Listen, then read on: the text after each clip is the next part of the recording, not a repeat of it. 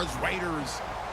With that, we'll get you out to Oakland. So we'll hand it over to our colleagues, Brandon Guyton and Charles Davis. Thank you very much, Larry. We are here on a beautiful afternoon for football. Coming up, we've got what should prove to be a good one between the Arizona Cardinals and the Oakland Raiders. And the decision to bring it out is going to cost him about 7 yards all told as he's taken down back shy of the 20.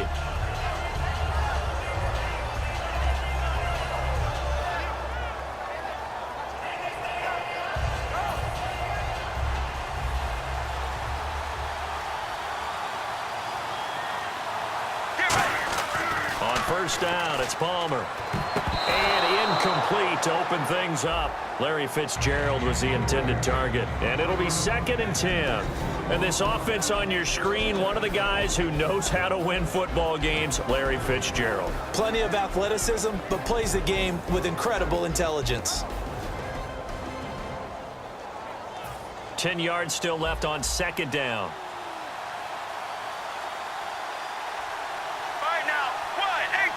They'll send the tight end in motion left. 2nd and 10. It's Palmer again. And this one complete to Jermaine Gresham. And the play goes for 19 yards. Gives him a new set of downs. Well, clearly one of his advantages as a passer is his height. Sit back in the pocket, fired over the middle. That makes things tougher defensively, doesn't it? It really does, because your goal is to move the quarterback off his initial spot when he gets his drop back completed. But when you have that type of height, he can stay in there if he's willing to take the hits and just fire over the top, which saves him time and actually completes a play a little bit quicker than it normally does for a quarterback who has to slide and find open space to throw. It'll be a gain of 6, and that'll bring up a 3rd and 1. And there's another completion to the tight end. And let's face it, it is hard to overthrow a 6'6" target. It is indeed. Quarterbacks like their speed guys.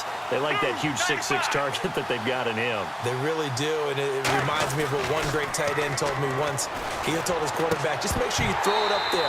You know, kind of like put up in the top shelf where the kids can't get it. The tight end, Jermaine Gresham, the intended receiver. And that'll bring up 4th down.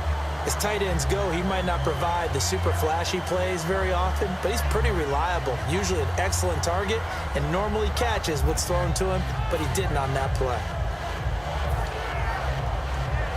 And how about this one now? In their own territory, a gutsy call. They're going to go for this on 4th and a yard. Get ready.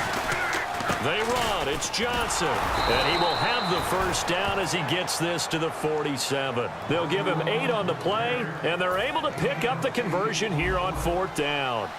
Man, you talk about a coach setting the tone on the first drive of the ball game. On his own side of midfield, he says, forget it, punting unit. We're going for it. And his guys are able to get him a first down. Give him 7 on the play, and that'll make this a 2nd down. When you see zone defense and you know you've got a drag route on as your primary call, you've got to be really careful as a passer about how far you let your guy go, because he might wander into some tough coverage.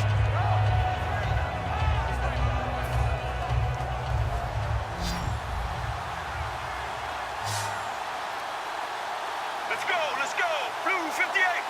Blue 58. And he goes in motion here in the backfield.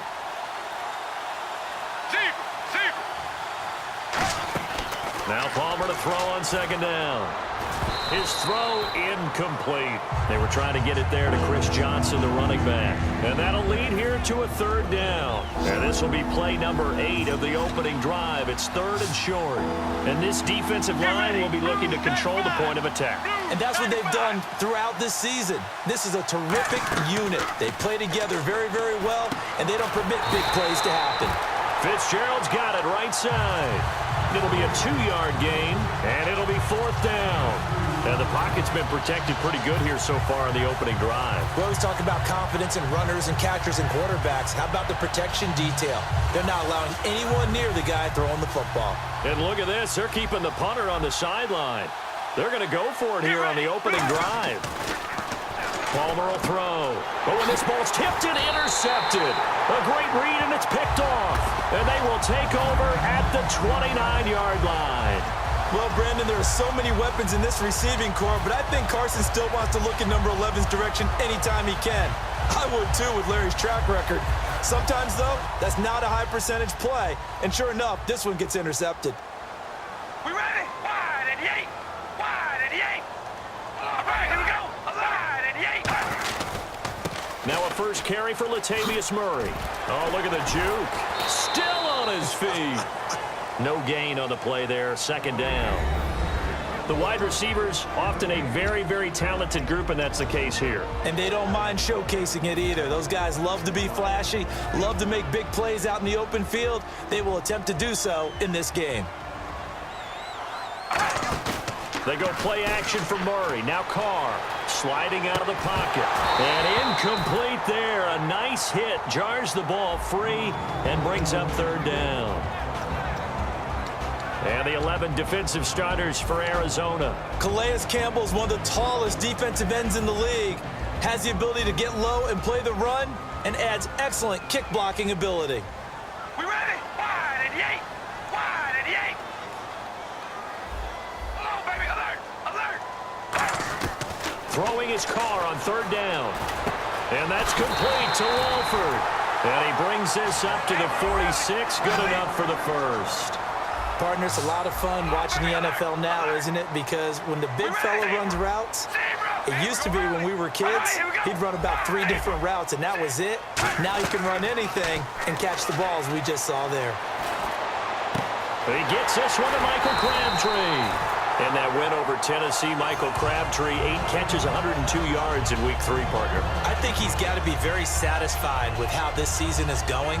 And when you put up those kind of numbers, those sound like #1 receiver numbers. And that's what he was supposed to be coming out of Texas Tech. But I think he settled in really well being the sidekick to Amari Cooper. And that's opened up opportunities for him as well. It's a heck of a 1-2 combo. Hello, baby. Alert. On first down, Carr. And he whips that one incomplete there. Amari Cooper, the intended target. And that'll make it 2nd and 10.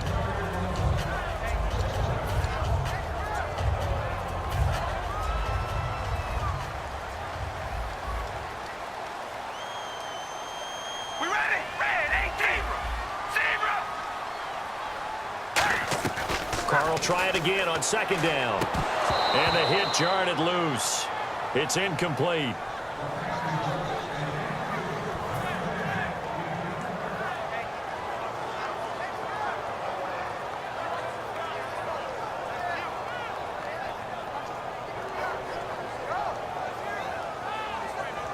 So a ways to go here on 3rd and 10. Zebra.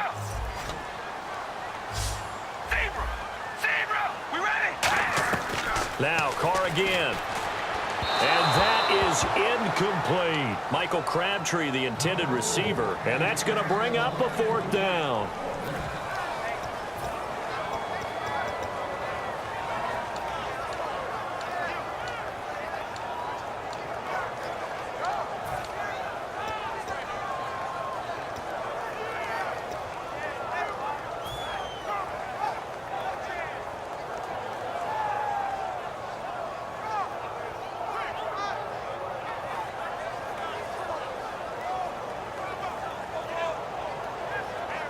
The offense staying out there. They look prepared to go here on 4th and 10. Here we go.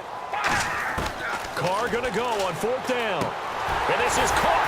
Amari Cooper. But he will have the first down before he's tackled at the 12. Well, the field goal attempt was well in hand. They had that, but they decided to go for it anyway. Extreme confidence, it looks like. Yeah, but I bet the defense is going to remember this one, right? They kind of rubbed their nose in it. Out to the flat. That's complete to his running back. 5 yards on the pickup, and it'll be a 2nd down. I know most of the time when the ball's in the air, you're thinking wide receiver, tight end, but running backs can be a big part of any passing offense nowadays. That's caught at the 3. And he's able to get it down to the 2-yard line. A 5-yard gain, and now they're set up 1st and goal. Looks like the defense in press coverage here. They'll try to run it in with Murray. And just a short gain that time as they're able to get him down. As we start to get a look at this Arizona defense, how about the interception this past week, albeit in a loss that Peterson had? He's just simply special, isn't he? Look, he's been 5 years in the league, been to the Pro Bowl 5 times, 3 times first-team All-Pro. One of those 5 times he went as a kick returner. There's not much he can't do on the field, and that interception kind of summed it up. Acrobatic, athletic, sensational. On second down, here's Carr. And that is caught. Touchdown, Raiders. Clive Walford there to make the grab. And the Raiders have taken the early lead. That's almost just not right. You cover everybody, but those tight ends, they can be awfully reliable. Very reliable. The defense just has to hate those guys. This drives them crazy because oftentimes you can't match up with them. They have you either with size, speed, or maybe even just strength.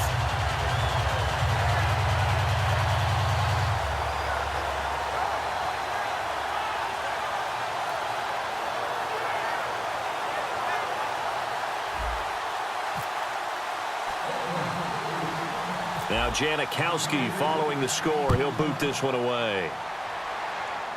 J.J. Nelson now to return. And he'll take it past the 25 and up to the 28-yard line. And the Cardinals getting set to trot out there now. And the interception last time on the opponent's side of the field, certainly not what they wanted. Put it mildly, that is so frustrating because that signifies there's a drive going on. You're in a good spot. Great place to run some of your best offense. Instead, they turned the ball over. Yeah, turned the ball over last time. See if they can avoid doing it here. And he'll be taken down, but not before he gets into enemy territory. Ready to go now in the second quarter. Brandon Gaudin, Charles Davis. It's the Cardinals in possession of the football, and they've got it here with a first down.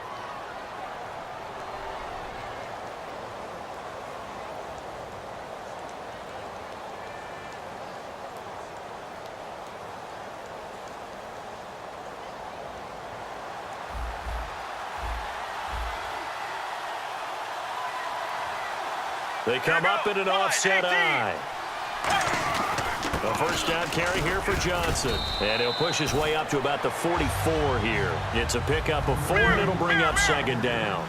Some of the most unselfish players on any football team, defensive tackles, because we ask them to just eat up blocks and allow other people to make tackles. But when he can make a play himself, as we just saw there, that's a big day. And that's one of his advantages of a passer, is it not? With his height, setting back there in the pocket, firing it over the middle, he can really see everything clearly. It is, and I know that other quarterbacks get it done different ways, all right? You don't have to be his height to make a great play, but what he does is he takes away having to make those slide steps in the pocket to find angles to throw the ball through. He just throws right over the top of it because he can see everything, and sometimes that saves time and gets the ball to a receiver quicker. And he fires one that's intercepted. Picked off by the former Super Bowl MVP Malcolm Smith. And his guys will take over at the 30-yard line. And now Oakland ready to take the field. And that last drive, so effective in the passing game, resulting in the touchdown. Maybe not many people were focused on the trenches. There was good protection there. Excellent protection. So now defensively, you've almost got to get down to those starters blocks like you're a sprinter. Get lower than those guys on offense and find a way to roar through them or around them to get into the face of the passer. Easier said than done, though. Way easier said than done. But they've got to try something because right now they're just cutting them to shreds. They begin the drive with a run by Murray. And he'll cut it out to the sideline. Latavius Murray past the 20. And all the way in. Touchdown, Oakland. Latavius Murray, 70 yards. And the Raiders are able to strike quickly for 6. And with his speed, if he just finds the slightest crease, he can take it the distance like he did there. How about the leverage up front? Offensive line out-leveraging the defensive front to create that space, that crease that he was looking for. And once he hits open field, he's going to be very difficult to catch and corral. Now Janikowski following the score. He'll boot this one away. This will be taken to the back of the end zone. And no run back here. This will be a touchback, and it comes out to the 25-yard line. The Cardinals offense now works their way back onto the field. And 2 interceptions already here in this first half. That's got to affect him a little bit, right? He's got to be thinking about it. He's got to be thinking about it, but most of the good ones they find a way to put it aside. They're not happy about it by any stretch of the imagination. They find a way to put it aside and continue. And now this one's intercepted. A third interception for Palmer. And he takes